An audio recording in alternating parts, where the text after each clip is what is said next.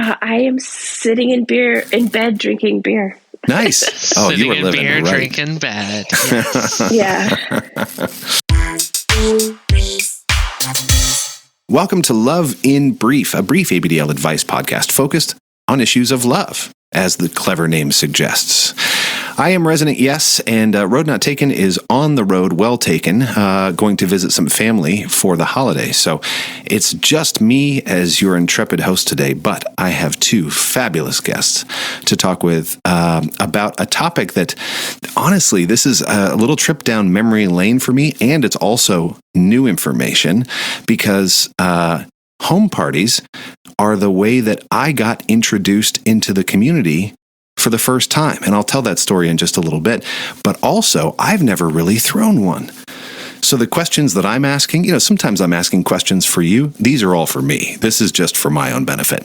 But we have received a number of questions about, hey, what if I want to kind of have my own little shindig? What if I want to have my own event? Where does that fit in sort of the pantheon of potential ABDL events? Should I do that right off the bat? Should I wait? How do I do it? So we're going to dive into all that. Before we do, I want to warn you that at the end of this episode, I'm going to have a particular ask for you because this is episode 99. Holy moly, 99. And episode 100 is going to be a kind of like review celebration of the last 100 episodes. So stay tuned until the end of this episode to hear my special ask from you. Now, enough of that. Let's start talking.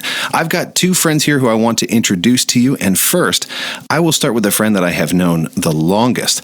And in fact, this friend was at the very first ABDL party that I ever attended. So, Katrinka, welcome to Love in Brief. Thank you for having me. You bet. And I can't wait to sort of reminisce and revisit that party in just a moment. But before I do, I'll ask you, as I do all of our guests, tell me about your love. Well, my number one love is probably ABDL, as a lifestyle. It's a huge part of my life. It pretty much absorbs every facet of my life. And I love all the people I've met in the community. It's been amazing. Some of the people that I'm closest to are ABDL, and I've had friendships last longer in the community than I have had like vanilla friendships. So I would say my biggest love right now is just the welcomeness and just being able to, be with my ABDL friends. Yeah. Ooh, I get chills because I remember being at that first party, and there was another person there who said, "Hey, I'm amazed this is your first thing. Believe it or not, someday your phone is going to have just as many contacts in it with who are ABDL folks as those who are not." And I was like, there is no way. There's no way. Like, maybe I'll meet these people tonight, but are these really long-term friends? And sure enough, here we are, 11, 12 years later, and it's absolutely true. It's absolutely true. Yeah. You can tell which ones are which, by the way, because the Nilla contacts will have names like Joseph and Mary, not the biblical ones. And then then my ABDL contacts will have really weird names, right? Because that's how we met online. So perfect. And we're going to talk more about that party, but I want to introduce our other guest expert today and welcome Hannah to Love in Brief. Welcome, Hannah. Hi. Hey, tell me a little bit about your love. I would say my love is my other community, my trans community. Mm-hmm. Today we're recording on November 20th, which is International Trans Day of Remembrance. And that's the day we honor all the trans people that have been killed over the past year. So this is a somber and meaningful occasion for us to be recording. Yeah, it is. Yeah. Thank you for mentioning that and bringing that to the show today. And hopefully folks listening can go and explore a little bit and learn more about Trans Day of Remembrance. Thank you for that. Yeah. So you are actually, so if Katrinka was one of the first people that I met, you are one of the most recent people I met because you hosted the very most recent ABDL party that I ever went to. So I feel like I've got bookends here of expertise. This is perfect. So here's what I want to do is I want to chat a little bit with both of you about sort of the mindset that goes into hosting your own at-home event. Katrinka, you've done this dozens of times. Hannah, you had your very first ABDL gathering, the one that I was at. Is that right? Yeah, that's correct. Awesome. And they were both really, really fun. So for either of you, what goes into the moment where you're like, I think I want to do this? And what's going through your mind at that point? Well, for me, it was knowing that there were a lot of people that were already looking for somewhere to go for a party. For me, actually, party had to be canceled kind of last minute, and a few people still wanted to get together, and so it ended up being that I hosted. And yeah, having all these people together ready to party kind of made it easy. Yeah, I mean, I was part of that initial group that was, we had other plans and then it shifted. And you stood up and said, I'll take this on. Like, some of these folks I know, some of these folks like me, you didn't know, and you still raised your hand and said, how about I open my home to this experience? What made you decide this is the moment? I'm going to pull the trigger and have these folks come stay at my house. I think I knew about half of the people that were coming. And they could kind of vouch for the other half. So I felt pretty confident in the group that was coming.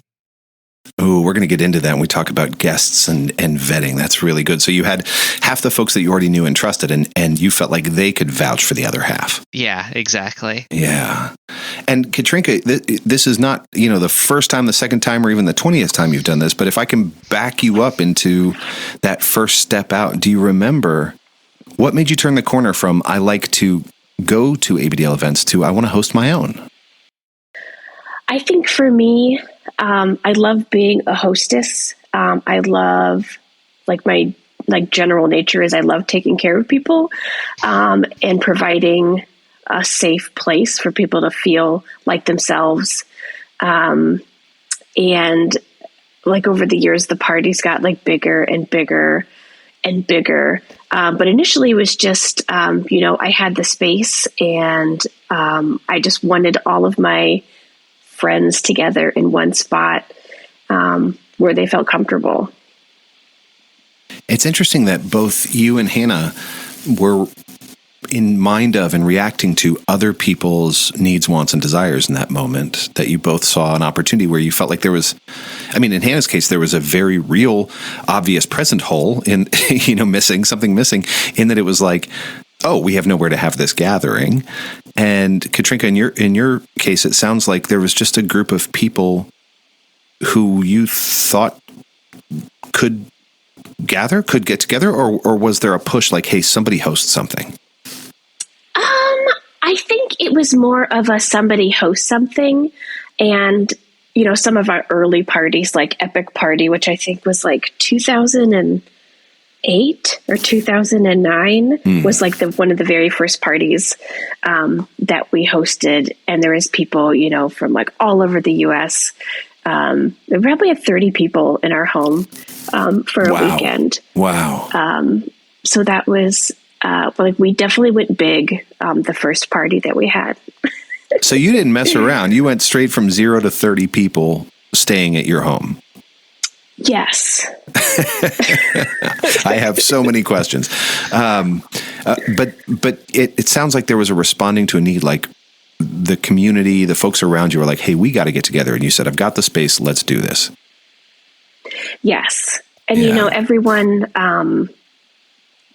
there was in the beginning, our group was a little more close knit, but then moving on, it was kind of people would be like, oh, I've met this other person nearby and be really great. And I think, we'd all get along, and people would vouch for other people.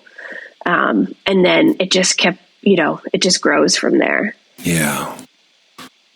Yeah, I wonder who vouched for me at that first one. I don't know, but thank you to whoever that was, because I had never met anybody. That's very cool. So let's talk about the path to this first experience, whether it was that 30-person epic party you had, Katrinka, or Hannah, the smaller gathering that you had in your home. Had you all attended other stuff? Had you gone to Munches? How did you work your way up to, if at all, this decision to actually have people in your home? Gosh, I think for me, it was more just spur of the moment. The opportunity presented itself and I jumped at it. Did you have any reservations? Were there things that you were worried about or maybe you were on the fence about? Surprisingly, no. I think a lot of people had, it wasn't just me that put it together. There was basically a party pre-planned, ready to go, that someone else basically brought. And so that made it perfect. Yeah. That is helpful if there's already kind of a theme or activities or what have you that somebody's already thought of. Yeah. And I mean, everybody attending knew that we were all just kind of there to salvage a good time. Katrinka, for you, was there a series of things that led up to this? Had you tried other things first? I feel like I'm talking about a gateway drug, by the way, but had you attended Munches or been to other people's parties? Now. Yeah, I'm totally addicted. We had like back in the day, like we had tried going to some local Munches, and even like some not so local Munches, in like down in Columbus. And it was a really, that was like a weird time. And there's still some of that where, you go to a munch and you don't know people that well, and maybe they don't really represent, the community well in public. I see. So, we after like some failed attempts at, going to Munches, we just kind of figured, let's build on our like core group of friends, and we just kind of expanded from there. Yeah. And you made a thing, right? Like you saw a gap and you said, I'm going to step in and make a thing. And in your case, it even had a name. Was it called the Epic Party before you had it, or was that just a reflection afterward? It was epic. Yeah. It was called the Epic Party. I think it had like its own, like remember the old ABDL group? Sure. It was, it like had like its own like pinned thread in there. And like, I know a lot of people that went, so it's, a lot of those people are still around, and it's crazy to, you've seen them grow so much in, 10, 15 years. Oh, yeah. And I remember the Epic Party thread, and I remember thinking, oh, my God, I can't imagine. I mean, I wish I could be there, and also what would it be like to go to a party that big? And, of course, now here we are, CapCon, and there's all these huge events. Yeah. But back then, it was unthinkable to have that many ABDL folk in one place. That was so cool. Yeah. So I'm wondering, how do you both think about choosing what sort of party, how many people to invite, and even the guest list? How do you think about that? And Hannah, I'm sort of asking even for the future. I guess I should ask, do you think you'll have another one? Ooh, I mean, definitely.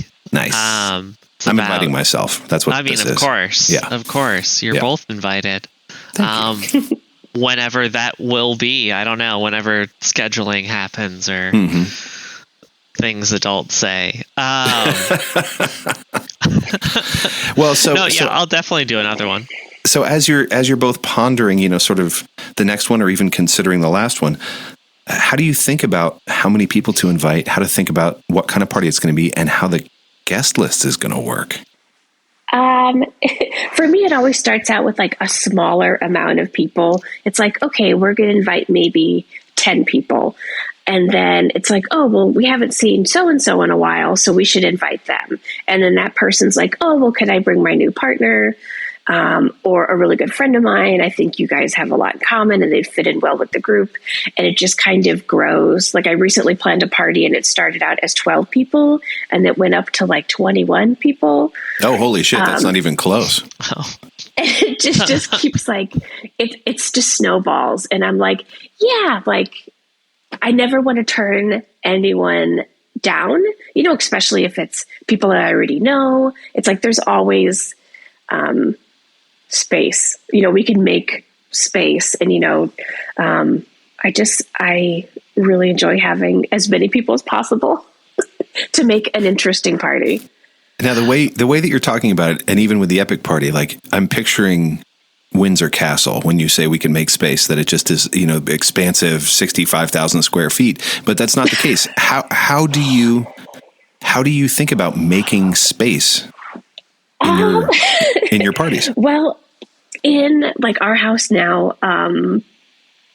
it's kind of like a mishmash because it's like, okay, we have like 2 queen beds, 2 cribs, you know, air mattresses galore, futons, couches. So you kind of let people know like ahead of time, like kind of what the sleeping arrangements are going to be. And, you know, I try to keep like couples together, or if someone, you know, maybe they have like a medical need, like they have like a CPAP machine or something, I try to make sure that they get like a bed, and not on the floor. But definitely, I remember you telling me that actually. No, sorry, not to cut you off, but I remember you telling me like, well, we're having a party and well, there's a couple people there. They have CPAP machine. They're going to take the cribs. I was like, oh, that's really thoughtful. And anyway, sorry. I just remember how thoughtful that was when you told me. Only on this podcast does that sentence sound totally normal, where you're like, well, let's see, the 2 people with CPAPs get the cribs. Okay. Yeah, that makes sense. Totally. But you're thinking about these things beforehand. Yes. Like when I plan a party, like it's like all consuming for me the week before, like down to like dietary restrictions, you know, like cleaning. Like I'm like a very tidy person. So I'm like obsessively cleaning the house. You know, and people who are allergic to cats, I have 3 cats. I let everyone know, hey, I have cats.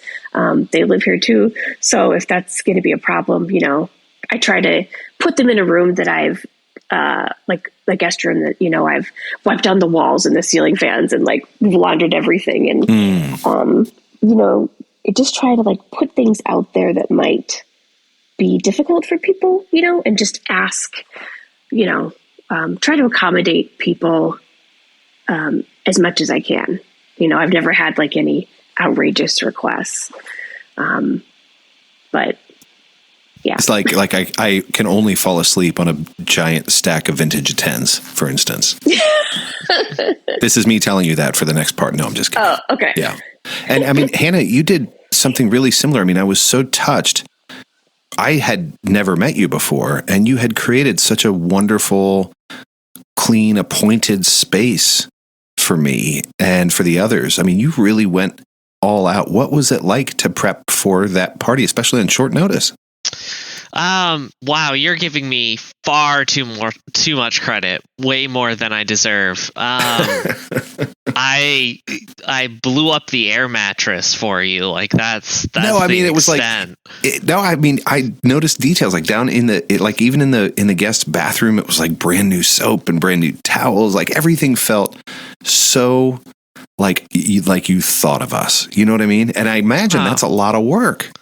No, I mean, of course, want to make sure everybody's taken care of when they're here. Now, it didn't help that then the shower broke on all of us. So what are you going to do? You know, had the toilets broken, I'm certain we wouldn't have noticed. That's true. That's very true. But yeah, no, I mean, I want to make sure everybody feels at home while they're here. Katrinka, how about for you? Are there any tips that you would have to really help people feel at home? Well, I try to, you know, like make sure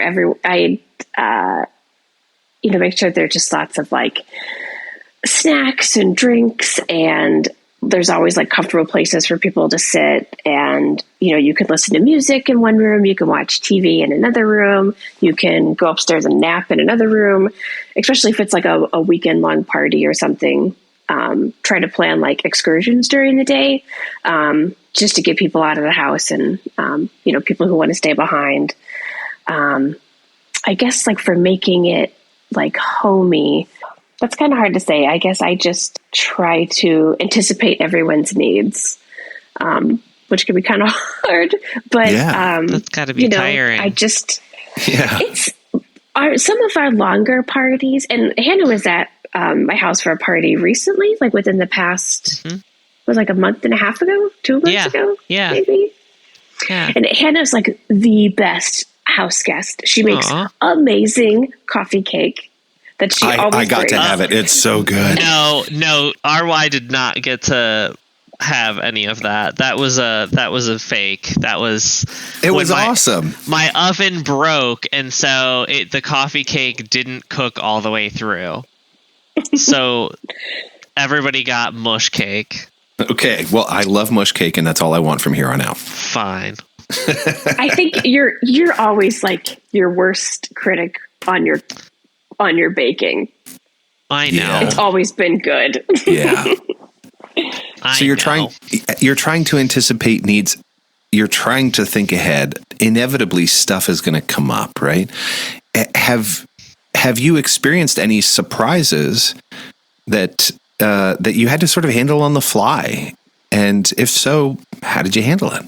I have had like a few instances where it was like bigger parties, and it was more like someone vouched for someone else, and maybe that person didn't quite fit in with the group as we were hoping. Like maybe they had strong opinions on something and were very vocal about it, or it just wasn't a good fit.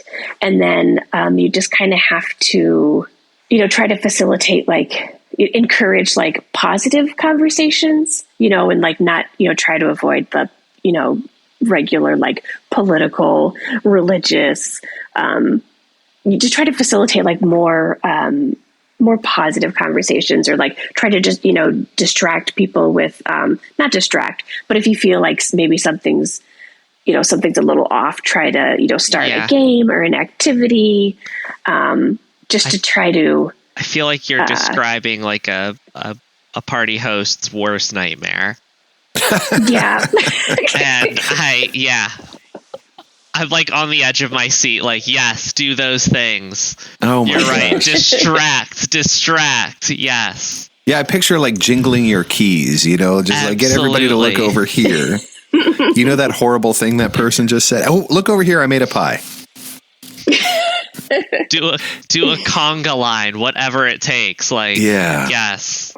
Yeah, it's interesting because in a one-on-one dynamic or even a small group dynamic that is not a party, sometimes those types of discussions become rich and they're okay. But when you're hosting a party, I can see where like this is not the moment that you want to generate and process controversy. This is not the moment that you're like, yeah, let's all work through this massive issue together. Yeah, it's just a recipe for disaster. Yeah. So do you choose your guests based on how they're likely to get along? Yeah, I mean, I think that's kind of a good way to do it. That way you kind of know everyone's going to get along. I think there's a lot of risk otherwise. I've only done a small party, and Katrinka, I can't imagine a party of like 20 plus or even more guests. Like when I am like looking at a guest list, there's like a core group of people that I always want to invite. And then, someone will be like suggest that someone else is invited. And I'm like, well, I know that this person doesn't get along with this person, or, like the ABDL, pool is very shallow, and a lot of people have dated a lot of other people. So, there's that. Yeah. I run into that quite a bit. There's a rich ABDL history that I'm just not aware of. Like, I'm not as much of an ABDL history scholar as everyone else. It's a tangled web we weave, friends. It's a tangled web. Yeah. So what about I mean, if somebody's never been to an ABDL party before, and specifically, again, we're talking about these home parties, right? Because we've talked a lot about big events. We've talked a bit about meetups, munches, but we're talking about a party in your home. What sorts of things happen at an ABDL party? Like, is it different than what happens at other parties? How might somebody recognize that this is an ABDL party? Or would they? Would it look just like everything else? I guess like in the beginning, for me, back in the day, like mid, like 2000s, parties were a lot more, reserved, than they are now.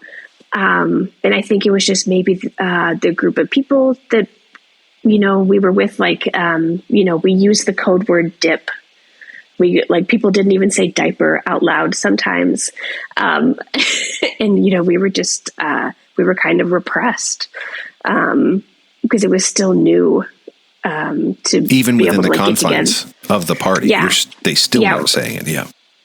Yes. And it wasn't, until, probably like within the last 7 or 8 years that, it's definitely become, people walk in the door vanilla, and then the next thing you know, they're like stripping down to their, cute outfits or their onesies that's under their clothes, is that like as soon as they walk in the kitchen.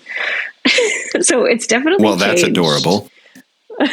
No, I'm all for that. I think that's a kind of what I did on the first day of my party. Once everybody was here, well, I went and got changed into my pajamas and then came down. That is such a great icebreaker, though, to be the first person at the party, if it's the host. Because I don't know if I remember the first time when I was in junior high that I was in like a shared locker room, and it was time to change for swimming or whatever. And I remember thinking, like, if I get naked, will I be arrested? Like, I've literally, I haven't seen anybody else do this thing yet. And if I do this, is this the wrong thing to do? Or is it totally okay? And then somebody else did it, and I was like, oh, okay, this is okay. Like, I'm not being a total perv and terrible if I take my clothes off. This isn't a joke people are playing on me. This is actually... Yeah, exactly. Yeah. I'm not like breaking a law. And I'm not recommending that you walk into your first ABDL party and get naked exactly. But no. If the host, comes down wearing something that says, yes, this is in fact an ABDL party, like there is a diaper involved, or there's your little clothes, or whatever it happens to be, I can imagine that that kind of breaks the ice for everybody else. Definitely. Yeah, I think it definitely did too. It did. Hannah, I saw it cascade from there. I mean, you had 7 or 8 guests, and like after that, everybody's like, sweet, it's one of those parties. Awesome. And it wasn't like everybody just got naked. It was like people got in their PJs and they got their cute outfits on. And it just kind of gave everybody permission that, yes, this is not just a party. This is an ABDL party. Yeah. What else would you recommend in setup for an ABDL party? For instance, do you talk consent with people individually, or do you send out a note about that? Do you talk, Nilla clothes, street clothes when on the back porch? Do you send out heads ups on your expectations? How do you prepare your guests to have a good time while still sort of behaving in the boundaries that you hope from them? Yeah, I knowing that people were coming, I sat down and thought through just a general list of rules or expectations, but just general things that like I didn't want hard drugs in my house, or not that that's a judgment on anybody, it's just a boundary for me. And other things, and then I put in there just a reminder about consent for everybody in the space, and then just other things to expect. Bring your own beer and other stuff like that. That's all just typical party stuff. So stuff you might see in another party, minus the things like consent. Did you talk clothing? Did you share any expectations about like what to wear when? Yeah, I think I did say something like vanilla clothes at to the door, and then whatever in the house. Yeah. Katrinka, how do you prepare your guests beforehand? Usually, I kind of say the same thing, vanilla clothes, coming and going. Even if you're like running out to your car, to get something, make sure that you're, vanilla on the outside. I haven't had any consent issues. I think I vet people like so thoroughly that I've never had anything come up, knock on wood, and I'm grateful for that. But most people, well, pretty much anyone who's come to like a party I've known, that I've hosted, I've known, pretty well, or the person who's vouching for them, like I trust implicitly, So luckily I haven't had to do that. Basically like the, normal rules, like, make sure you put your diapers in like the black garbage bags, and, if there's multiple, if it's a longer party, we'll have like diaper changing stations, and house guests are usually, especially for a longer party, they're good about like helping, like taking out the trash and taking turns cooking and cleaning up. And Hannah always folds her sheets and her blankets and everything and leaves them on the crib. Of course you do, Hannah. Yes. I don't want to make too much trouble for you. Oh, no. That's so sweet. And then she always leaves an extra coffee cake for me. Of course. Of course. Oh, hell, I'm throwing a party. Hannah, you're the only guest invited. Deal. I'll see you in an hour. Deal. An hour? I don't know about that. You have to really step on it. Catch a plane. No, but I know the amount of time and care that you take in vetting people, Katrinka, that like I trust the people that you trust. Because I know, I know how much time, I know how much it means to have your trust, so. Oh. It sounds like that vouching thing is super important here, because you're not necessarily going to know everybody, but it sounds like you're leaning a lot on vouching coming from people you absolutely do know and trust. Yeah. Yes. So no pressure. No, just kidding.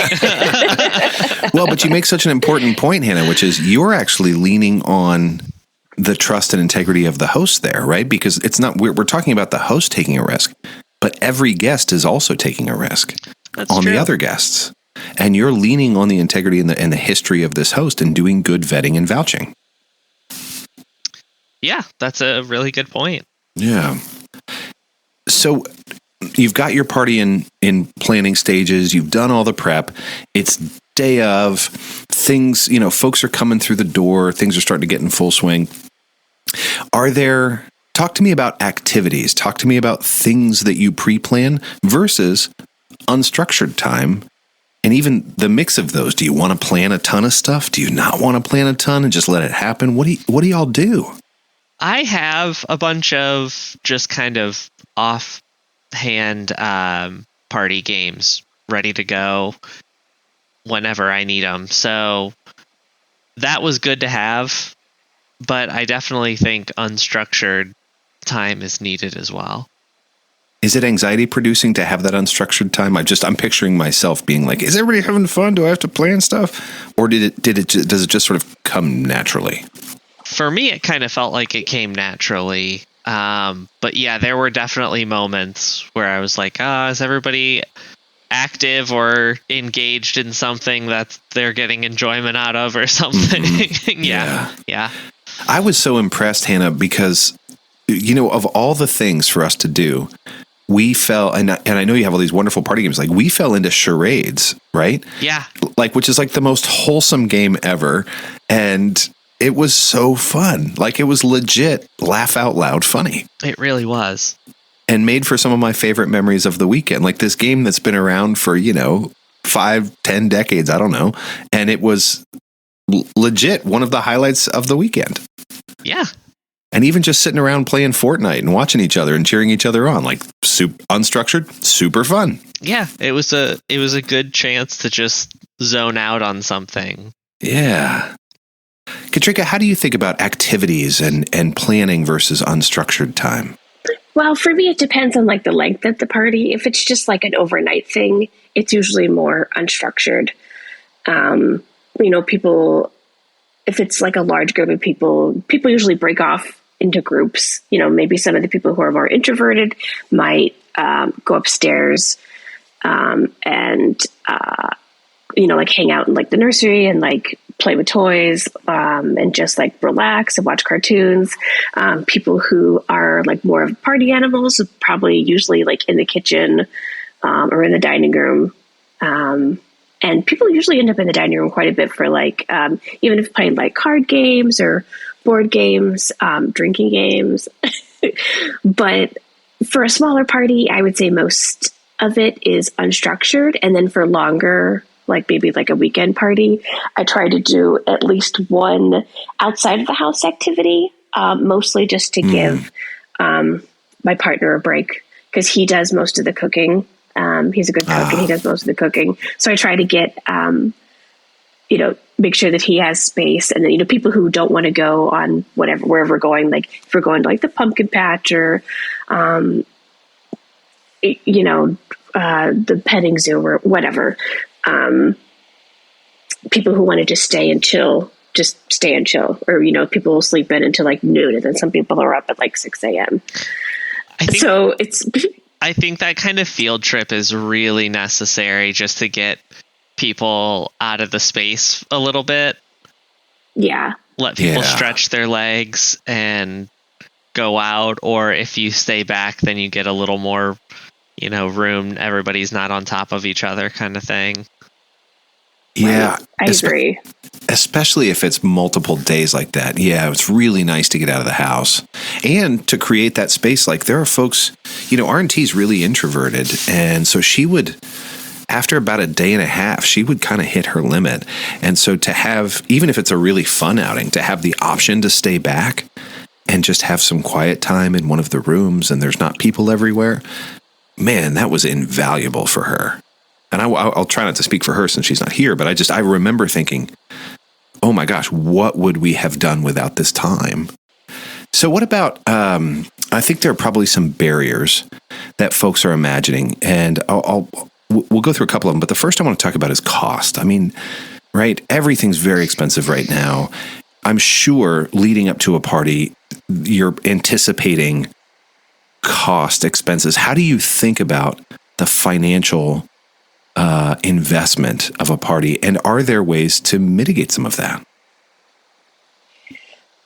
For me, like if I host a party and I want to have 20 people, like I feel, like these are guests in my home and they're not responsible for anything. If I can't feed 20 people, then I'm not going to have 20 people over. Okay. So, and I know like some of like the really big parties, like at Airbnbs and stuff, everyone chips in for, their room and, food and things like that. I guess the only thing really is I usually ask that people like maybe bring, if they're like specific about like a certain type of drink, if they like a certain type of like hard liquor, if they like a certain type of, beer or whatever, like bring that. But for me, like the financial cost is if I can't afford to do, if I can't absorb the cost myself, then I won't throw the party. So will you scale it down to a cost you can afford, or just wait until you've saved up for that?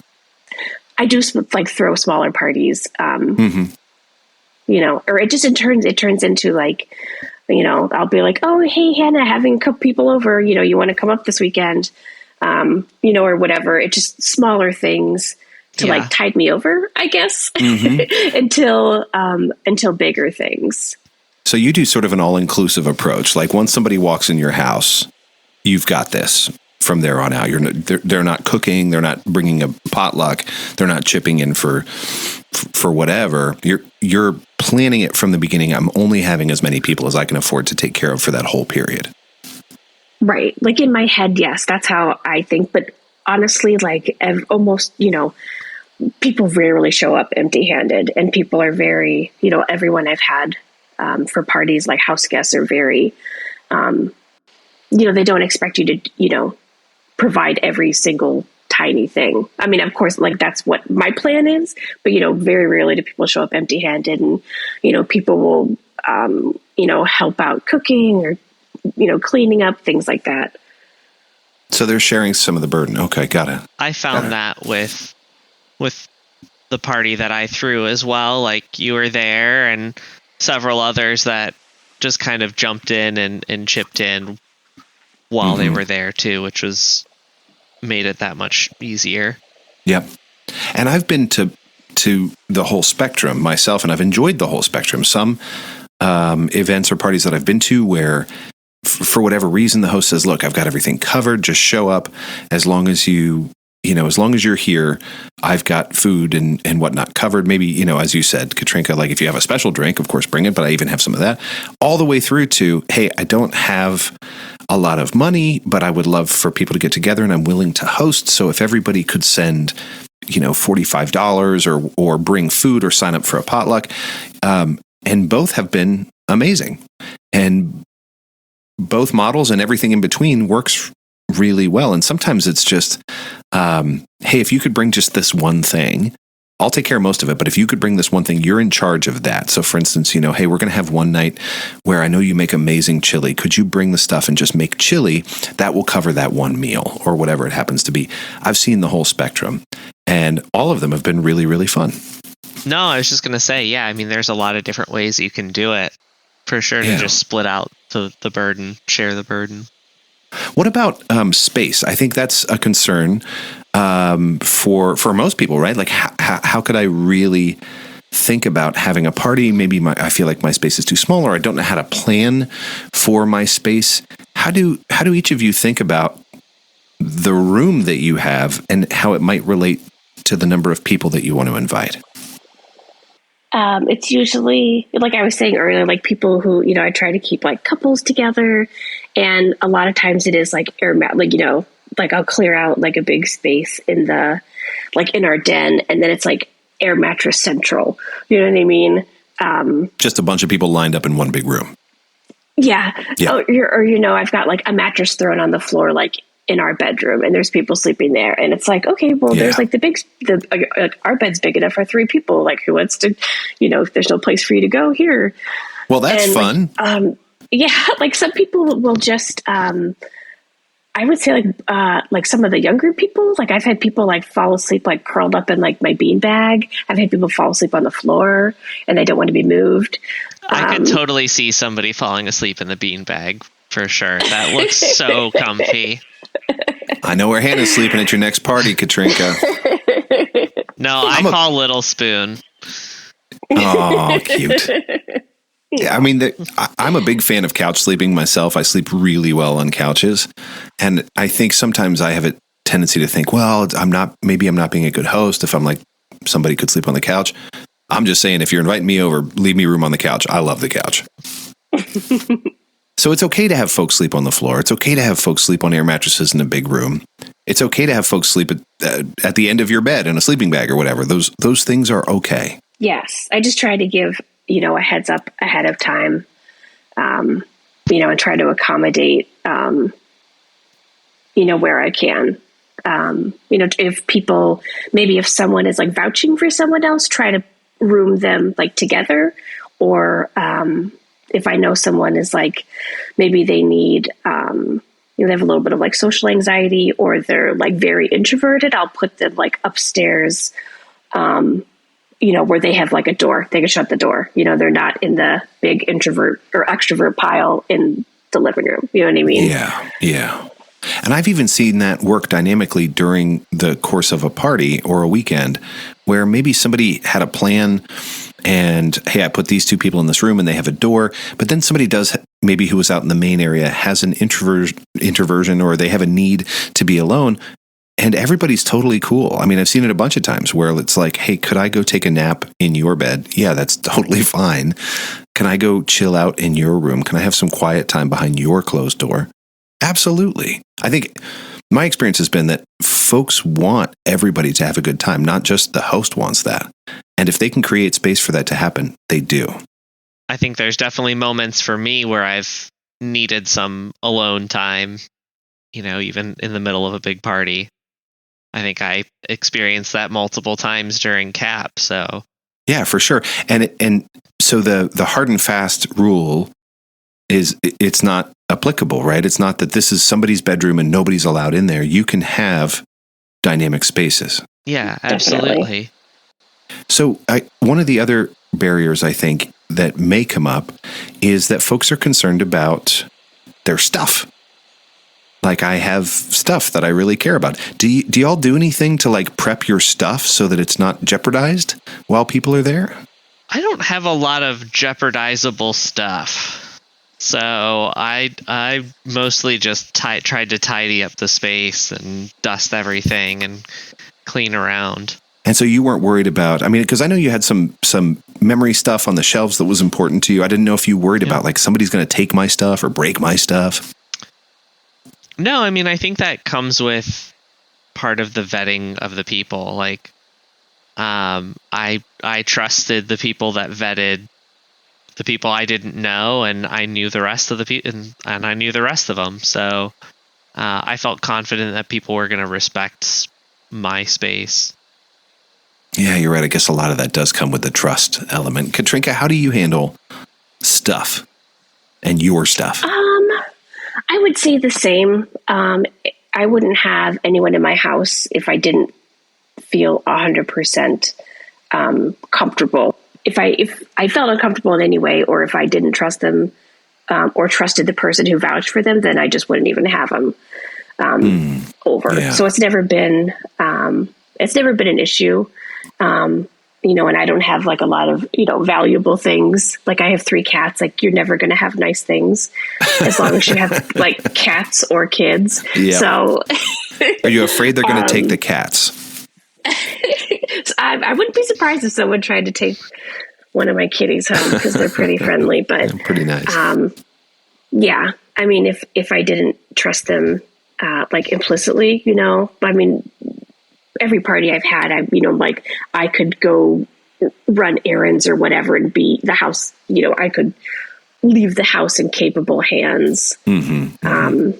I think I actually did that the very first day. I'm so glad you said that. That Friday, the first day of having people over, I left to go run errands, to go pick up pizza with everyone, and left, the rest of the guests there. So yeah, you're absolutely right. I trusted people. Hannah was like, keep an eye on RY. Yeah. That guy's squirrely. I don't know. He's going to take my stuff. He was talking about that bidet a lot. I do love the bidet. I'm like going to bring my own bidet to every party. They're so cool. I'm a big fan. Do you have a bidet, RY? I do. Oh my gosh. I'm an absolute apostle for him. I have one in three bathrooms. Yeah. Good. Yeah. Won't live without him. I assumed as much, but yes. I shouldn't assume. It's the bidet. This is another whole episode that we need to do on just bidets, because I'm such a huge fan. And it's one of those things that I can't believe everybody doesn't have one all the time. We're going to do a whole episode on bidet tips and tricks for sure. I mean, for ABDLs of all people. Anyway, we'll move on. Wait, are you saying this has not become the bidet episode? It's quickly turning into the. Sneaky I'm going to have to put that in the show notes. Yeah, that's right. Part 2.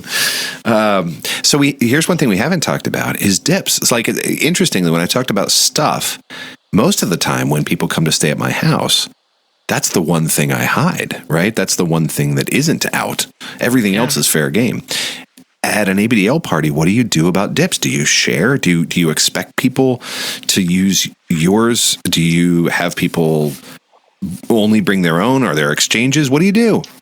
Great question. I love to at least, well, I'll give everyone a tour of the house when they get here.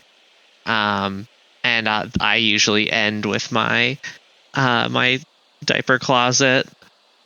And yeah, I don't know. I welcome people to share, as long as they're not taking everything. Actually, I don't know that I did welcome people to share. That could be a lie. You're like, that's aspirational for me. Yeah, I'm looking sure. back on it, I would like to think that I did, but I don't think that's true. Katrinka, how about you? How do you handle dips? I usually, like, for like bigger parties and stuff, it's usually like BYOD. Oh yeah, you can't supply for a huge party. No. Yeah. But like, if people are like, frequently we'll have people like, for bigger stuff, we'll have people fly in from like out of state, and it's like, feel free to ship if if you're flying, and you don't want to waste a ton of space on dips, feel free to ship them ahead, or like Venmo me and I'll order you a bag or whatever. But that, some people just forget, and I have like a plethora of of diapers. So I'm like, could you take the Tiger Bowls? Because I'm trying to get rid of them. I'm just certain there will be plenty of folks to take you up on that offer. Yeah. I have like 2 bunny hops I've been trying to get rid of for forever. Oh no, you can't seem to shake them, huh? No. No. I'm sure somebody listening is going to write you immediately and be like, I'll take them. Probably. I mean, yeah, for me, like, it's actually such a pleasure. And again, I haven't had like a party, but having people over, it's such a pleasure to actually open up my closet, my dip closet, and be like, here are all the diapers, and you're welcome to take them. Not all of them, like don't shove them all in your duffel bag, but I don't get to do that with most people who visit my house, right? That's really fun. And there's usually an element of exchange where somebody will say, oh, that's so cool. I've always wanted to try those. And I'll be like, here, take 2 or 3. And then they'll say, well, I've got this. Do you want to try that? Yeah, I do. It's not necessary to have exchange. I'm happy to just share, but it is kind of a fun moment and an organic thing that seems to happen at a lot of the parties that I've been to, where people like in the living room will just organically exchange and try new things. That's really cool. Yeah. Yeah. Especially if it's something they've never tried before and you have a couple of them. I remember when Tress first came out and I had a handful of them and I got to exchange them. And at the time it was like, the trading value on Tress was very high. It was like, oh, I could get 4 of anything for this. Now they're more widely available, but it is fun. It's fun to exchange. It's fun to try new things and even just show off stuff that maybe other folks haven't seen before. I feel like it's like a Comic-Con type situation. It's like a trade show or something where it's like, ooh, I haven't seen that before. That's cool. It's like not trading Pokemon cards, but trading diapers. Yeah. Yeah, exactly. What about dip disposal? I think one of the things that may be a barrier for folks is they're like, my trash only comes once a week. What am I going to do with all these? How do you handle dip disposal? We actually had, like, for our last big party, it was like there was way too much. And we only have like 2 of the large, like, rolly cans, that you put at the end of your driveway. And we had to order an extra one for just for that week. And then, and now we have it like forever because. Oh, wow. Just because, we do have people over fairly often. We go through a lot of trash, or we go through a lot of diaper trash. You'll use it eventually, right? Yeah. And I want to say last Halloween, maybe, we didn't have an extra trash can, and we had so many dips to dispose of that we fit whatever we could in like our one large trash can. And then I went to my old I loaded up bags of like black contractor bags of diapers, and someone from the party came with me to my old apartment building, and we dumped them in the dumpster there. Yes, I wish I could say I have not done this. I have totally done this, right? Like, I've been at the parties where it's like we have clearly exceeded our trash capacity, and we will load up a truck, throw it in the back of a flatbed truck or whatever, and drive it somewhere. Try and find a dumpster to put it in. I'm pretty sure that's illegal. Here's me admitting it. Look, you can't prove it, and statute of limitations is over. Could you imagine being caught doing that? Oh my God. Don't think I haven't thought about it. I'm mortified. I could not possibly. Well, I guess the alternative is like store them in your garage. Pearls as we speak. I couldn't possibly. Oh, like looking at the option of either that or keeping them in your hot garage for 3 weeks while you wait for the next garage cycle or the garbage cycle. I'll hop in the truck with you. I'll see you in the truck. Yeah. But I mean, boy, you hit on something with those contractor bags, though. Those are a big winner, Katrinka. This is one of those things that I hadn't thought about, and I'm glad the person who held one of the big parties I went to had thought about, is that it doesn't matter how many little white kitchen trash bags you have. If you have to take them off site, you're going to need some big black contractor bags. So just get them. Yeah. Just get them beforehand. Yep. It's a party essential. ABDL party essential. Even if it's just full of, beer cans and Solo cups, fine, but just get a couple of contractor bags. Like, if it turns out you need them, it's going to save you a lot of weird questions. Do you have any other tips and tricks? And then I'm going to ask you about advice for somebody who's thinking about a party. But do you have any other tips and tricks that have come through in the clutch for you at your parties? Ooh. Well, I'm just now learning about contractor bags. So yeah, there's one for you. That's a big one. Write that one down. Yeah, writing that one down for sure. No, I don't know. I mean, I would just say do your best to keep people occupied, but give them the space to do their own thing. I don't know. For sure. I love the sort of choreographed energy of that, of like, I have some things I've planned. I have created a rhythm also of rest, and I will let the unstructured time fill itself. Exactly. Yeah. Katrinka, how about for you? Do you have any tips or tricks for the would-be party planner? I mean, I definitely agree with Hannah about, having the unstructured time and the, quiet time, or just, letting things develop organically as they usually do. Like as the party progresses, people become more comfortable. I guess, just be conscious of the people that you're putting together, with different personalities, and people are going to mesh together well. And then, if there is going to be some sort of conflict, how you are going to resolve it, or like the distractions, things like that. And also, for like housekeeping stuff, like just overbuy, because you would always want to have too much instead of too little, because it's terrible to like run out of like fridge space, or, you run out of, you don't want to stop at the middle of a party and have to go get more stuff. And then also anticipate that people are going to, forget things like toothbrushes and deodorant and shampoo, or, especially if they're traveling, or they, it was a quick last minute decision to come to the party. I always try to keep like toiletry baskets in the bathroom so people can, bring extra stuff. You are such a better party planner than I am, because like the idea of like going and pre-buying toiletries just in case somebody forgot one is so foreign to my experience. I am picking up fantastic tips right now. Like, I mean, again, I'm not a great host, and this is making me a better host. I think we're lucky if I remembered to buy food before people got there. So this is absolutely making me a better host. And I'm lucky enough to have two amazing ladies here to teach me how to do this. So thank you to you both. Before we sign off, I have to ask, for somebody who's considering having their first home party, do you have any words of wisdom or encouragement for them? What would you say to them? I would say just go for it. There's a million reasons you can make up not to do it, but you only need one to do it, so just do it. I love that. Katrinka, any words of advice or encouragement? I definitely agree with Hannah on just do it. There's nothing holding you back. Life is short. We could all be gone tomorrow.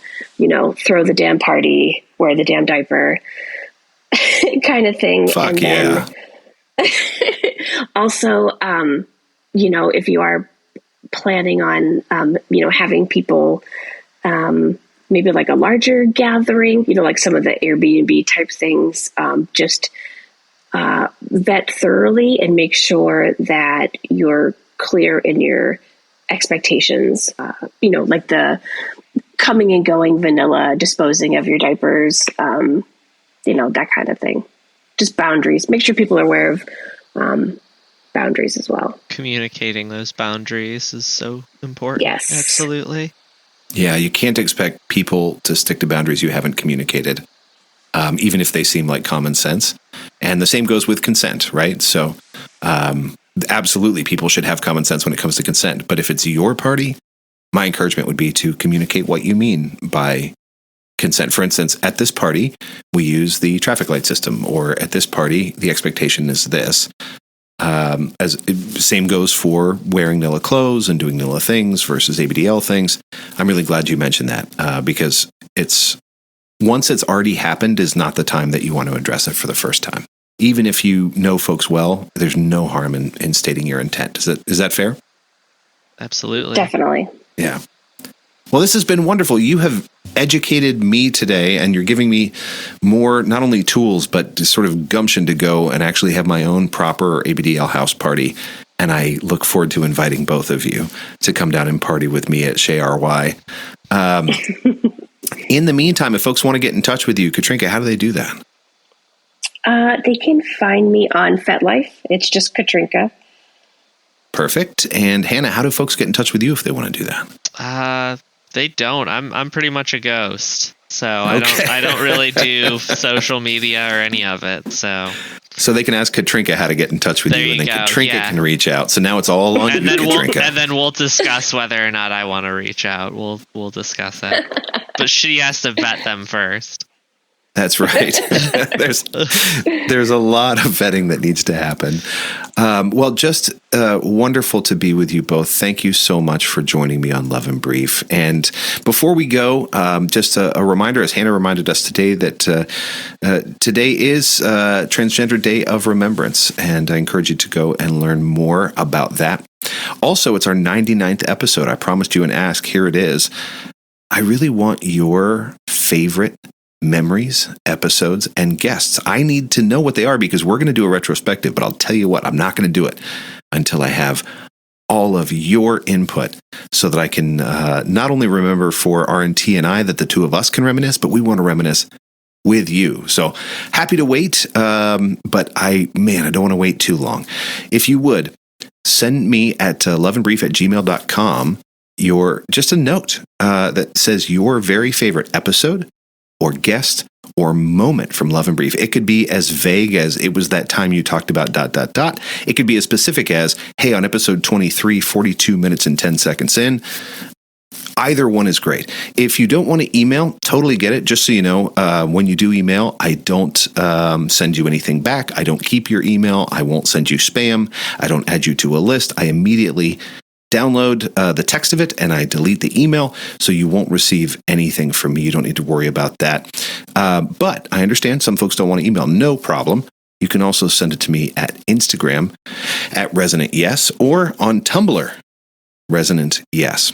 All the same screen name, pretty easy to get to. You can also send it to me on FetLife at, any guesses? Resonant Yes. Another great place to do it is on the on the FetLife group for the Love and Brief podcast. Just get on FetLife, look into groups, look for Love and Brief podcast. We have discussions about not just the 100th episode, but every episode on there. It's also, by the way, the place where we have been able to chat with folks, make connections, and build our transcribers group.